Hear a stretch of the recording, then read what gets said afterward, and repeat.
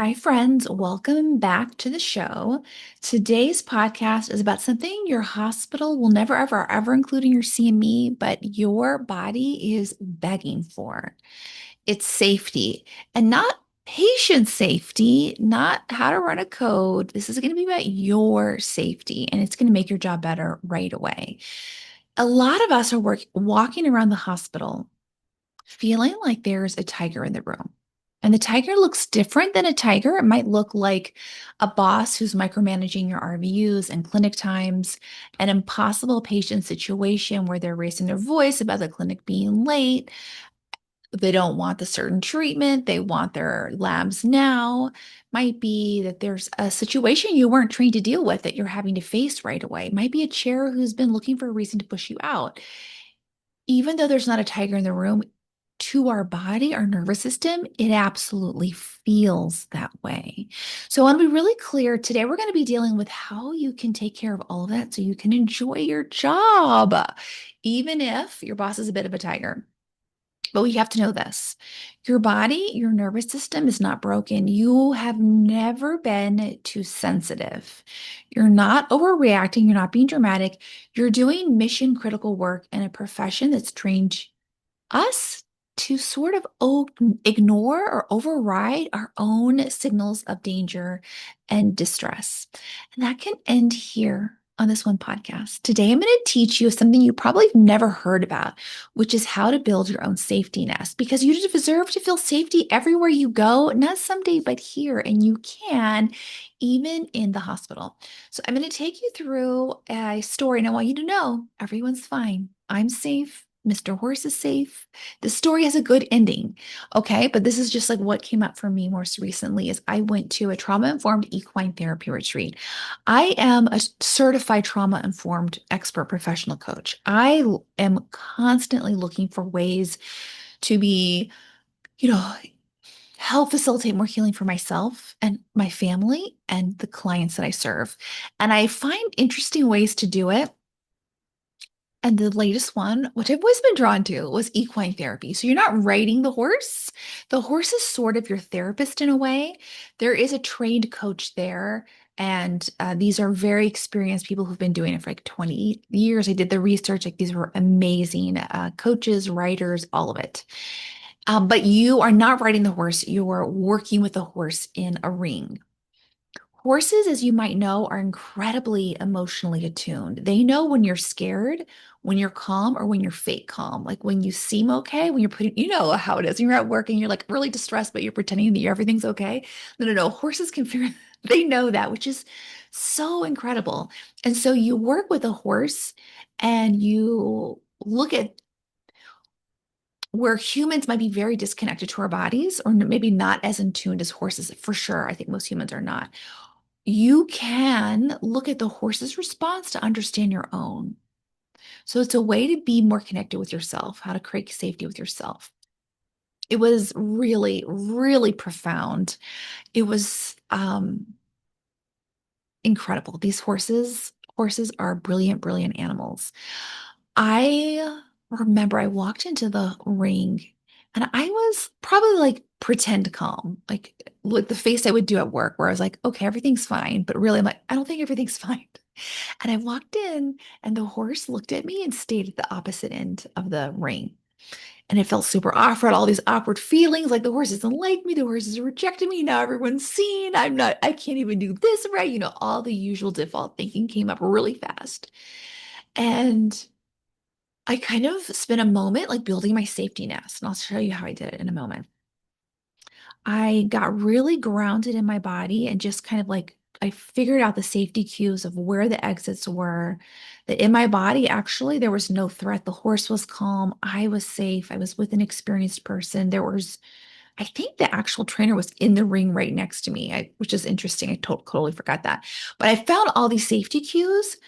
And when I did, I was like, what's coming up for me? What do I want to get out of this session? I immediately started thinking about my daughter and how like distance has been scary for me. Like distance was scary for me in the ring with a horse because I was making it mean all these things, like I'm being rejected, publicly humiliated, right? Which all these things, the horse is like, girl, it's not that deep, right? But it brought up, oh, the distance with my daughters in college and like, are we going to be close again? It's going to affect, it brought up all these feelings I have for my daughter. I immediately started flooding with emotion and feeling I wasn't even cared about how I looked or, you know, what people were thinking about me. It was just none of that. I was like, I just felt all these emotions of deep love and grief for my daughter. And I started crying. And this horse, I am not kidding, walked towards me and started giving me kisses on my neck, just nuzzling my face. Right? I'm like tearful just thinking about it. But that's like the experience of like the horse knew when I was scared, but fake scared. And she was like, let me give you distance. You seem to be working through some things right now. Right. I'm going to stay over here. And then when she felt me being vulnerable, be myself, she felt my real emotion. She felt what I really needed was comfort. She came to me. I didn't have to ask her. I didn't have to walk to her. It was incredible. It was so powerful. Okay. But also I want to tell you, that every time I do like this very deep healing work, that it is designed to be activating. It's designed like it's by design. There are going to be moments you're supposed to feel scared. Not that they're trying to make you feel scared, but there are going to be moments where you will be fearful. It's designed that way so that you can work through it and create safety for yourself. You can build your safety nest for yourself. So, of course, there was a time a little later in the day where I legitimately thought I was going to die. A different horse, different experience. Everyone's fine, by the way. The horse, I don't even know how, but got spooked by something when my back was turned. So I just heard like this really scary sound from the horse and then a lot of hoofbeats because it started running really fast around me. And I turned around and I saw the trainer and everyone else's face, and they looked like they were watching a horror movie, and I was the star. And ain't no one coming to rescue me because this horse is going nuts. It is running crazy. It's very scared. And so I'm in, and I saw my vision go black. Like I started to see my field of vision come and go black. I was like, I am about to faint, which is the word. I was not in a safe space in the pen. And so right before I was about to faint, somewhere deep in part of me said, girl, this is not your time to die. Get in the middle of the ring. We had a safety training. So they told us if something goes wrong, if something lands we were under a tarp, something lands on the tarp and spooks the horse, you're going to want to run to the edges, and that's the most dangerous place to be. Get to the center. So I was like, get to the center, girl, get to the center. And I got to the center, and there was lots of scary things happening. The trainer was like, I can't go in there. If I go in there, I'm going to push her towards you and she's going to trample you. So you have to calm this horse down. So get big so she doesn't trample you. So she'll stay away from you. So I was getting big, and I could feel my heart. Like I thought I was gonna have a heart attack. My chest was hurting so bad, but I felt like my waist down was solid, like a statue, like solid grounded. Like there was a part of me was like, you're fine, girl, you're fine. And so I started calming, and I felt like that heaviness in my legs start coming over all of me. I started feeling calm. The horse started slowing down. Like they did not meant for this to happen, by the way. None of this was designed to happen. But anyways, it happened. I started calming down, the horse started calming down. The trainer's like, okay, you can stop being big now. Horse is calming down. They were able to take the horse and take her to her ring so she could calm down. So the horse is totally fine. And they started bringing another horse out for me. And I was like, oh, no, thank you. I'm calm, but I'm getting the heck out of this ring. And so there was a lot of commotion going on. And I got out of the ring. And I went over, this coach, I'm sure she was an expert with horses, but she did not strike me as an expert coach. And she struck me as kind of beginner. And so I told her, I said, listen, don't draw any attention to me. I need to just like be by myself for a while. I don't want to be coached. I don't want to be helped. Just move on. I told her privately so no one else could hear. I went and sat down, and I mean, there was just so much commotion. I was probably like in shock. The client next to me, she's like, are you okay? And the tears started flooding out of me. So I got out all my stuff, and I was like, I got to get out of here. I start leaving. They didn't know. They thought my name was Shannon. They're like, Shannon, come back, Shannon. We want to coach you, Shannon. I was like, Shannon's leaving, girls and boys. Shannon's leaving. And I left my phone there. I knew it. I was like, I'm not going back there ever, ever, ever. They can mail me my phone. And I came home, and it was like a 2-hour drive, and I got into my safety nest. So I'm going to teach you how to make a safety nest. And everyone is fine. Um, and I really like, even though that wasn't in the script, it was so interesting. Before I went in the ring, she was like, "What do you want to accomplish?" And I was like, I'm really working on being comfortable with my uncomfortable feelings. I'm really working on reading my safety cues and creating safety for myself wherever I am. The Lord works in mysterious ways. The Lord was like, okay, we're going to spook this horse. Christina's going to have a near-death experience, and she's really going to figure out her safety cues. I'm not talking about a lot of things that happen. I just want to skip over because none of it's super necessary for the story. But I want to say, so I got the transformation I was looking for. I was asking for a transformation. I got it. It we're just a good reminder when we're doing coaching that we're going to pull on our safety cues and we can decide to make ourselves wrong or we can decide to make ourselves safe. I encourage you to make yourself safe and you can do this in the hospital because I'll tell you, as I was driving home and getting into my safety nest, and I'm going to tell you how to build, I was like, this feeling is probably the most intense I've ever had in my life, but it's also familiar. I remember having this a lot in faculty meetings, in meetings with my chair, in the annual reviews, when a colleague yelled at me down the hall, all kinds of abusive, unright situations that happen every day in medicine. I can remember this feeling, and wouldn't it have been nice to have a safety nest back then? So, how do you build a safety nest when you're not safe in the building? Your boss might actively be yelling at you, I'm gonna fire you. How do you build safety when the medicine, the discipline you're in is like ignore your body cues? None of that's important. What's important is the patient, and what's important is the RVUs and papers. You are not anywhere in top 10 priority. How do you build a safety when the field that you are in is not safe for you? You build it, and I'm going to teach you how to build it in this episode. So get out your notes, or at least plan on listening to this a couple of times, but you absolutely can build your safety nest. Safety is actually not a luxury. It's not a nice to have. It's a biologic imperative. Every human needs it. You can be safe in the hospital. You can be safe outside of the hospital too. Safety is what lets your body shift from survival mode into healing mode. It helps you from feeling like there's a tiger in the room every time you get an email from your boss. Anytime someone says, that case you signed out, that patient you saw, it keeps you safe when you have a ping from Epic from a staff meeting, when your business manager's like, your charts need to be closed faster. So, safety nest is the solution, and you can build your safety nest. I'm going to teach you a variety of ways to build a safety nest, but it's a place, physical, real, imagined, something you made up, something you saw in a movie, a song, a smell, an experience, a memory that you can return to when you feel very unsafe. And what it allows when you have a safety nest is it allows you to have a place where you can heal, where you can ground yourself, where you can regulate your nervous system, your heart rate, your breathing. You can reconnect with your body. It brings you back to really good feeling energy. I'm going to talk you through what my safety nest looks like, and then I'm going to teach you how to build your own. So my safety nest, like as soon as I got back to the home, I went straight for my couch. My couch is a sectional. It has a corner piece, which feels like I am in a full, like it feels like a legit nest. Like I have a full body hug. I brought lots of pillows, lots of blankets. Sometimes I'll bring a heated throw just to feel really warm. Sometimes I bring people into my safety nest, safe people. So sometimes I will invite my husband in, and I love to skin to skin contact is very healing. So I'll put my skin on his bare chest and hear his heartbeat. It's very soothing for me. Sometimes I'll bring in my dog or I'll bring in my kids. When I'm being coached by my coach, I'm often in the spot. It feels very safe for me. It feels like I can see everything in the house from that spot. It's really comfortable. So that's my safety nest for me. It is a real place in my current life.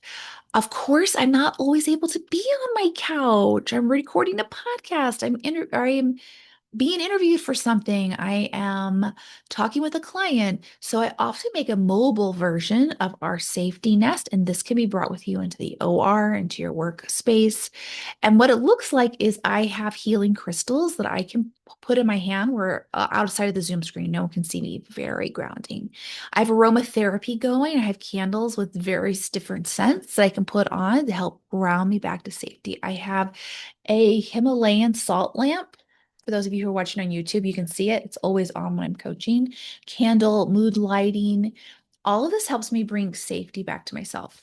I also teach the coaches that I train how to create safety through somatic work, which is essentially how do you calm your nervous? How do you calm your body? How do you calm your nervous system? So something works really well for adults, and you can try this next time you're running behind in clinic, is you give yourself sort of a hug. Like you put it's so hard to describe. If you're watching on the video, you can see it, but you rub your arms up and down with the opposite arm. Does that make sense? So, like, take both of your arms, make an X on your chest, and then use your right arm to rub your left arm, your right hand to rub your left arm, and vice versa.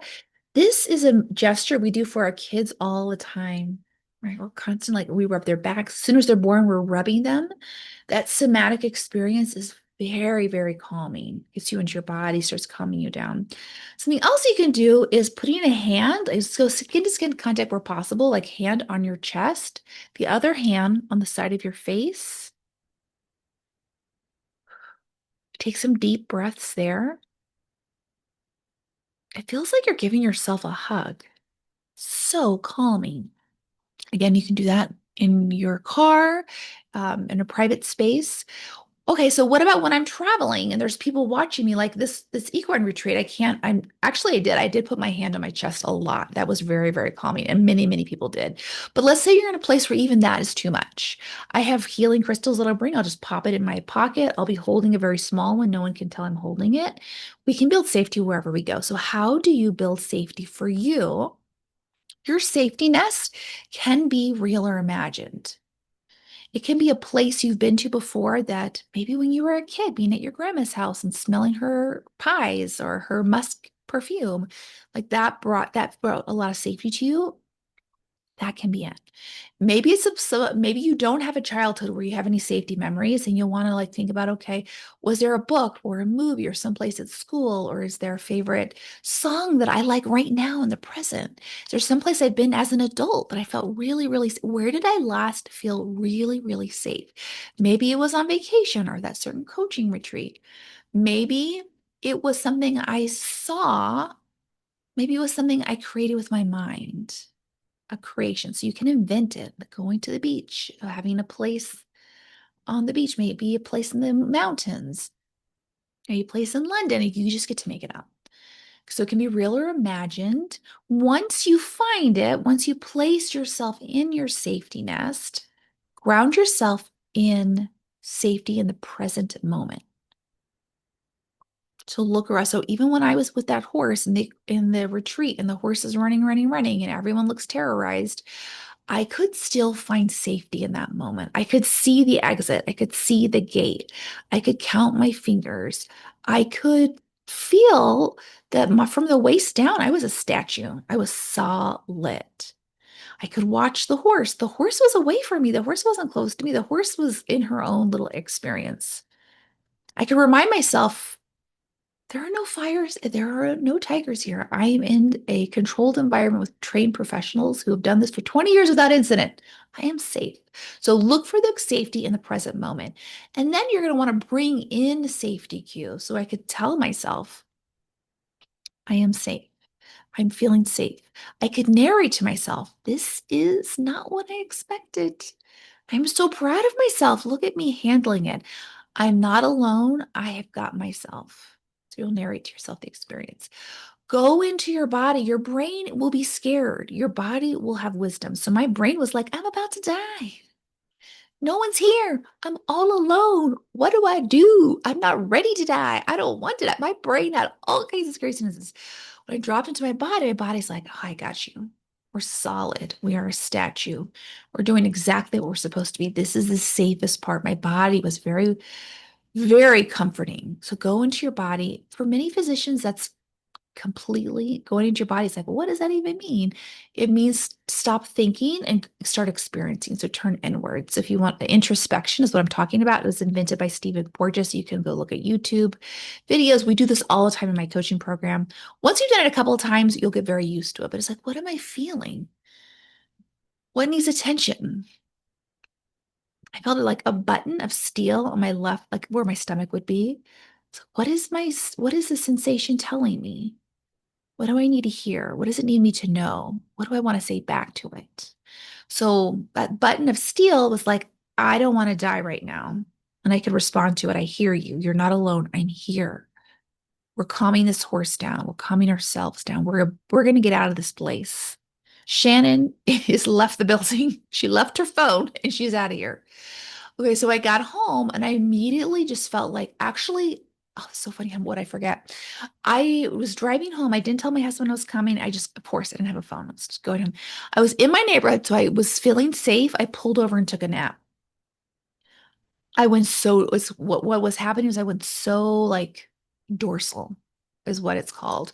Went so like my body was so tired of being so scared. As soon as it felt safe, it went right to sleep. I cried. I came home and ate cookies and watched reality TV. And I didn't tell my husband. To this day, I have not told him what happens. And I'm even not even seeing it here. There's a lot I'm leaving out. None of this is, it's very common for people who are nuanced with coaching and therapy to say, oh, she's just buffering. Look at her eat cookies and watch TV. No, no, no, no. I was in my safety nest. I was healing. So notice we remove all judgment of everything, every emotion I have. That's what creates safety. As a takeaway, you for sure are going to be activated at work and feel like there's a tiger in the room. It is a stressful job. You are human. You are not wrong. You are not too sensitive. You're not being dramatic. You are human in a highly stressful job. You do not have to white knuckle alone through it. You can build a safety nest, have one at home, in your office, in your body, through memory, intention, the present moment. Here's how you build a safety nest. First, choose a safe space. It can be real or imagined. Bring in safety cues. It might be a blanket, it might be a pet, it might be your husband. Make it mobile so you can take it with you. So for me, I use healing crystals, aromatherapy. You can put aromatherapy like under your nose. No one even knows you have that. Skin to skin grounding can be very healing, where you rub your arms with the opposite hand, put your hand on your chest, another on the side of your cheek. Bring in safety cues. I am safe. Narrate to yourself what you're seeing. That was hard. I'm so proud of myself. I'm safe right now. Bring in safety cues. I can see the exits. I can count my toes. There's a professional here. I can leave work anytime. At any moment, I can just fake page myself out of this stupid meeting. No one can stop me from going to the bathroom. I have to use the bathroom. You can find safety and leave any situation anytime. Go into your body. What is it that I'm feeling? Where is it physically? What does this feeling have to say to me? What does it want me to know? Respond with compassion. I hear you. I'm here with you. I've got you. I'm going to keep you safe forever. All parts of me, the fear, the discomfort, the panic, all of it is a welcome and here to help me. Your safety nest is a place, a feeling, a memory, a thought you can return to anytime you feel stressed out. It's with you always. You carry it with you always. You can practice hearing your body, responding to it. Teach your nervous system, your body, that you're always going to keep yourself safe. It is okay for Shannon to get in her car and leave a retreat she paid for a couple hours in. I got everything I needed from the retreat. I wanted to show myself I can honor my safety cues. I did. I was done. I didn't need another day of that. That money was well spent. This is what it means to feel safe again. You deserve that, not now. I mean, not later, right now. You deserve it right now. If this resonated with you, I want to tell you that you're invited to come to a free masterclass, 6-figure raise, 5-figure bonus, 4-day work weeks. I'm going to be teaching you how to negotiate. Negotiations keep you safe. When you're paid top dollar with a schedule that gives you work-life balance, you'll feel safe everywhere you go. The link to sign up is totally free. It's live. It's in the show notes. When you sign up now, you're going to get a master class. Every day you'll get an email that'll teach you something new about negotiations you never knew before. My request, my ask is please share this with 5 of your friends. This is how we make medicine safe for all of us. Is having women pay top dollar with schedules that make sense. If you're ready to do the work right now, you're like, actually, no, I'll come to the masterclass, but I really want to get started in your coaching program. I'm going to also link below a link for a free sales call. On the call, we're going to map out the results you can expect from my program in the first 30 days. You're going to leave with 3 specific wins to how you can make your job, your home, your family safe right now, even if there's no safety cues and you're surrounded by tigers being bosses who are very aggressive. And if you like that, you can enter my program this same week and get started immediately in my group program or my private one-on-one coaching. We have a couple of spots for private one-on-one coaching. Would love to see you there. See you next time. Sign up now. Bye.